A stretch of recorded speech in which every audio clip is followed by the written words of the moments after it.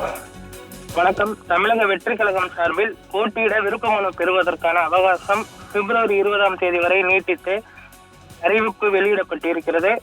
தமிழக வெற்றி கழகம் சார்பில் போட்டியிட விருப்ப மனு பெற்று பூர்த்தி செய்து சமர்ப்பிப்பதற்கான கடைசி தேதி பிப்ரவரி 14 என அறிவிக்கப்பட்டது. இந்த நிலையில் விருப்ப மனுவை பூர்த்தி செய்து சமர்ப்பிப்பதற்கான அவகாசம் பிப்ரவரி 20 வரை நீட்டிக்கப்பட்டிருக்கிறது. பிப்ரவரி கடைசி வாரம் வேட்பாளர் நேர்காணல் நடைபெறும் என்றும் அதற்கு பின்பு மார்ச் முதல் வாரத்தில் தமிழக வெற்றி கழகத்தின் வேட்பாளர் பட்டியலை வெளியிடுவதற்கு விஜய் அவர்கள் தற்பொழுது முயற்சிகளை மேற்கொண்டு வருகிறார்.